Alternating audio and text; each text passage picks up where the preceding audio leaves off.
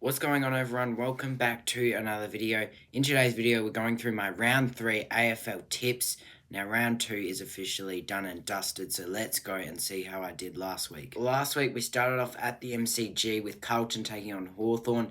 This game went as I expected it to go. It was kind of just a little bit of a low scoring one for the first few quarters, then the game kind of broke apart, but the Hawks, they ended up getting the tip in the end, so I did get that game correct. Then we moved on to the Friday night. We had Bulldogs taking on Collingwood. Obviously, this was the Bulldogs' 100th celebration game, so they were playing at the G. Collingwood won by 6 in a bit of controversial fashion. I kind of feel like Bulldogs fans could say they were arguably robbed because there were just some shocking umpiring decisions in that one. But obviously, still side bottom. Kicked the match winner with about 3 minutes left. That was a really good game, but could arguably say the Bulldogs were robbed in that one. And we moved over to the MCG where we had the Crows just dominating the Bombers in a bit of a high scoring one. Yeah, the Bombers, look, they just have no defense. And the Crows, they're honestly looking like a top 4 side this season. If they can just keep up their offensive powers, they've got North coming up. So we'll see how they go there. But yeah, disappointing there for the Bombers. But I did get that tip correct, along with the Hawthorn tip correct. I also got the Port tip correct. Look, I just think they needed a response against the young and inexperienced Richmond side, and I think Richmond just got brought back down to reality a bit. Their support ended up getting the result. Then at Marvel, I did get this tip incorrect, but I'm happy that I did. I tipped Geelong, but they actually lost. The Saints won. It was a good first win for my Saints to get on top. I thought we were going to lose it at the end, but we did manage to hold on. But we just played some awesome football, and yeah, it was a great game. We just played really well at Marvel, I feel like. So definitely one of the best wins probably for this season for the Saints.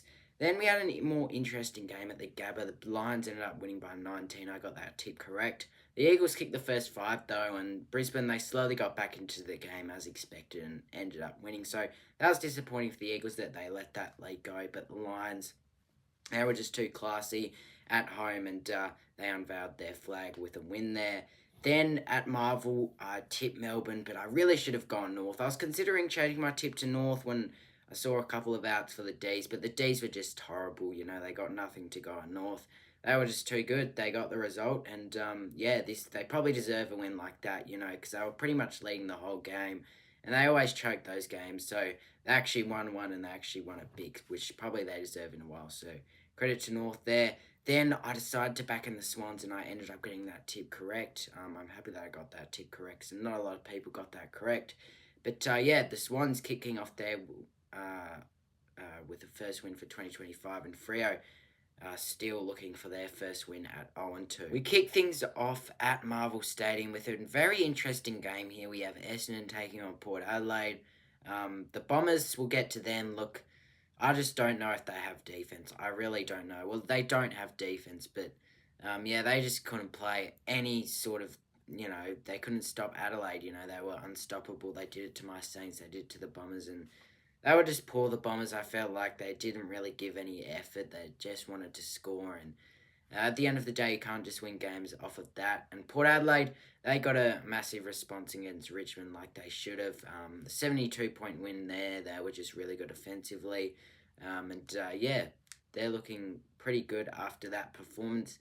This is a tough one to tip. 75 people are backing in Port, but I feel like Essendon, this is their first chance to get an upset win, and I'm considering tipping them. I think they're favoured $2. Port are favoured $1.60, but I really think that, if Port come out to play away from home like they did against, Port come out to play like they did in round 1, Essendon could certainly get the result here, but I'm just going to go Port. I just think that they have a really good record against the Bombers, and it's at Marvel. Port do play some pretty good footy at Marvel, so I think I'm going to back in Port here, but this should be a close game, I think. I think the Power, though, they'll just be too strong. I'm going to say the Power get up by 15 points. Moving on to what I think, and probably what a lot of people think too, is the toughest game to tip. On the Friday night, we have Carlton taking on the Western Bulldogs. This is honestly a 50-50 game, to be honest. The Blues, they're still looking for their first win, and the Dogs, they just fell short to the Pies on the weekend. Obviously, it was pretty controversial fashion, and I feel like the Bulldogs, they'll be hungry after that response, but as we can see here, the odds are just exactly the same. Like, you can't really separate these two teams apart, but the Blues, they'll be looking for their first win. They'll also be hungry because, I felt like they've put up two disappointing displays, especially against Richmond. Obviously, that game was disappointing, but against the Hawks, they just struggled to score again. Their pressure did lack a bit towards the end of the game, and that's what really costed them. Honestly, don't know who to tip here. I really don't. Um, I might go with the Blues. I think that the Blues, they need a response. I think that they're at Marvel, their first game at Marvel. I think they'll be looking for a response. I know the Dogs do play the Blues quite well. They have got above the head-to-head record. I think they've won like the last 3 or 4 against the Blues. But I'm going to go the Blues here, and what you could say is a bit of an upset to get their first win for 2025 at Marvel. I'm going to go the Blues to win this in an interesting game. Let's go the Blues to win this by 13 points. Next up is the Saturday clash, early Saturday clash. We have the D's taking on the Suns. The D's, they'll be looking to respond after that horrible performance against North. I felt like they didn't really deserve to win the game after they did put in a bit of effort against the Giants. I thought they played really well in that game, and I thought with the way they played in the Giants game, they just got unlucky and thought they'd be able to respond against North, but that just wasn't the case. And my prediction, them in 16th, I was a bit sketchy about it, but that's looking pretty good now. They're 0-2. They just don't look like anything like a top 8 side. So the D's, they'll be disappointed with that. A 59-point loss to North, who haven't won by that much since 2020, and not really since, maybe about 2017. That's pretty poor. As for the Suns, well, they had a bye, obviously, in round 2. So I don't know how that's going to affect them. This game is at the MCG, where Gold Coast, they don't really play well against at the G. They can't really win at these grounds. They did get a win over the Eagles, though. That was their recent match by 87. So I don't know. This is going to be a bit more of a test, though, for the Suns. I feel it's a really, I don't know who to tip here. It's a really weird one here at the G. I think I'm going to go the D's, though, for a little bit of an upset here. There are 53% of people backing them in. I feel like maybe at the G, they might just be too strong for the Suns. I'm going to go the D's here to win in a bit of I think the D's, they'll be able to get up for this game. Let's say the D's, they win this by 22 points to get their first win of 2025. We move back over to Marvel now, where my Saints are taking on the Tigers at Marvel. Now, look, for the Saints, it was a good win last week. I felt like everyone stepped up. Jack Higgins kicked a couple of goals. We were just really good around the ground for those first 3 quarters. We were consistent in scoring, and the Cats, well, they really got on top, and so they should have, because, we've got a young and inexperienced group. Half of our guys are just, I think, under the age of 25. So the Cats, their experience showed in the end of the quarter, but I think, it was a great win. We just needed a win like that to boost our confidence after a pretty poor, disappointing performance against the Crows the week before. And it just shows that the Saints at Marvel, they can be a dangerous side. They can beat the sides of the Geelongs, the teams that the top of the ladder, they can actually play well against. We can actually play well against. And as for the Tigers, well, they got brought back down to reality a tiny bit. But Port, they were always going to respond. And Tigers, they're just a young and experienced group. But they probably will have a bit more confidence coming into this game because they have already got a win. So I don't know if the lack, if it's there. I don't know if they're more hungry to get a win. But I'm pretty confident coming into this game. I could see Richmond maybe upsetting us here. But the way we played against Geelong, we've got to back it up. We've got to get a win here. If we want to be a chance of making finals when all our injuries come back, we've got to just win this game. We've got 2 tough games coming up in Adelaide. I'm going to go say the Saints, they'll hold on here, and they'll get a win by 32 points at Marvel Stadium, and they'll be 2-1. Moving on to the first Saturday night game, we've got a cracking contest here in round 3. We have the Giants taking on the Hawks. Now, 82% of people are ticking the Hawks. It is only Monday, but we do have to remember that the Giants are also undefeated. But the Hawks, we'll start off with them. They are playing some really great football. They're just picking up where they left off last year. Their young players are really stepping up. Again, they're much more mature now. They're kicking goals. They're just really good at the moment. Their defense obviously has also improved with the likes of Barras and Battle coming through. That's actually improved as well, their defense, which was still an issue for them last year, but I feel like it's definitely improved. The Giants, well, they've had a great win against Collingwood and then a plucky win over the D's at the MCG. And look, at UTAS, it's going to be tough. We saw the Giants get the result here last year, I'm pretty sure it was. They won in an absolute thriller. And the Giants, they always seem to have the wood over the Hawks for some reason. Obviously, the Hawks haven't been great over the past few years, but so have the Giants. They've sometimes been struggling, but always seem to just beat the Hawks. So I think this is really 50-50, and I'm not too sure who to go here. I'm going to go back in the Giants, though. I just feel like I don't know, they're like the Orange Tsunami. They'll be wanting to improve. I feel like Hawthorn, maybe they might just drop this game. It is down in UTAS. I get that.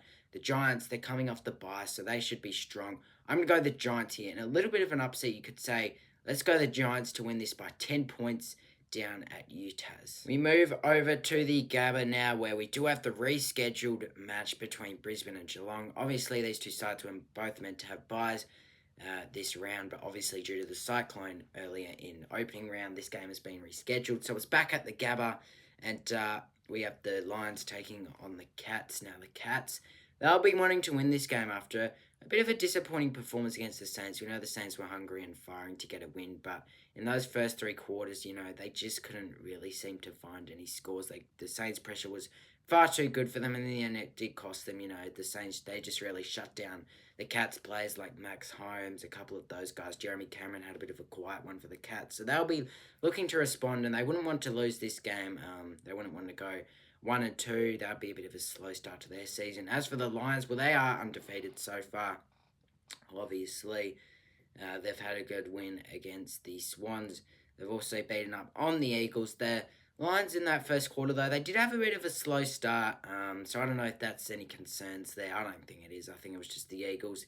They came out firing after their disappointing loss to the Suns, but this is going to be an interesting game here. I certainly think that this is a massive game for both sides. Brisbane trying to stay undefeated and get their second win at home, but Geelong, I feel like it matters a tiny bit more for them. They wouldn't want to lose this game, start off 1-2. So I think I am going to go the Lions in this one. I just think that they're class. We saw them in the prelim last year.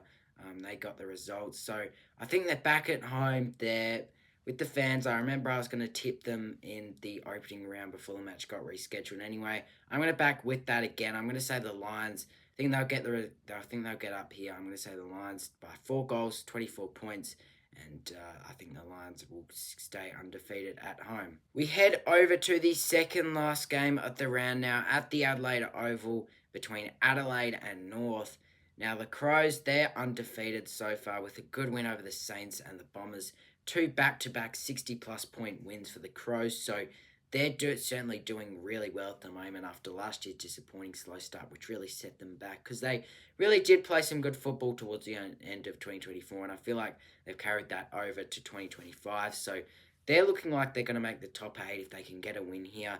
The Roos, though, they're not going to really make that easy. I feel like, I feel like they, on the weekend against the D's, they were just... they were really good. They just looked much more mature. They looked like they could move the ball. And for once, they actually played defense. I felt like that was the issue with the Roos. They just couldn't really defend. But, they put heaps of pressure on Melbourne, and that was the difference in the end. If they can just do that in a few more games this season, they're just going to be able to get over the line, especially at Marvel where they can score big. They just need to bring the pressure, which they did against Melbourne. I think they only conceded 9 goals.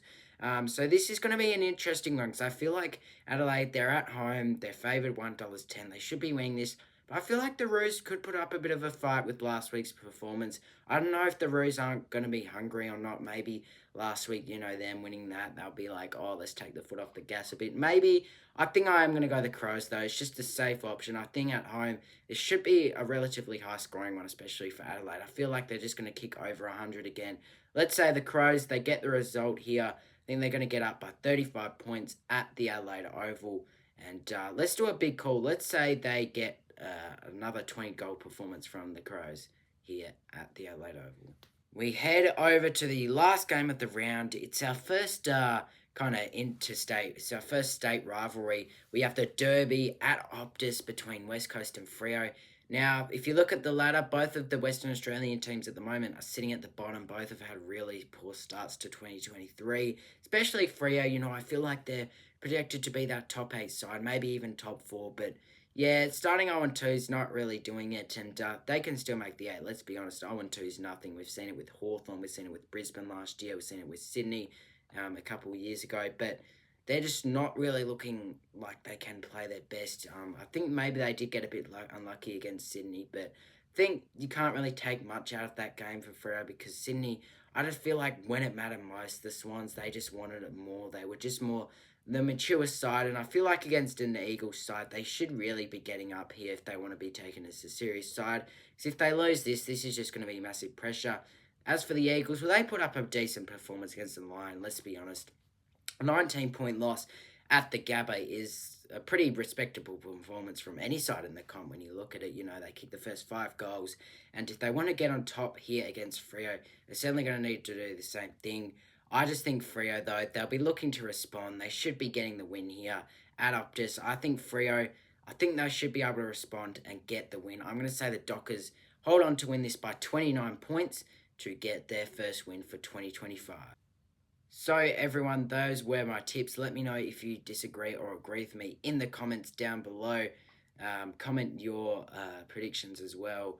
Obviously, we do have the buys this week, Collingwood and Sydney, so they won't be playing. But hope you all enjoyed this video, and we'll see you for next week.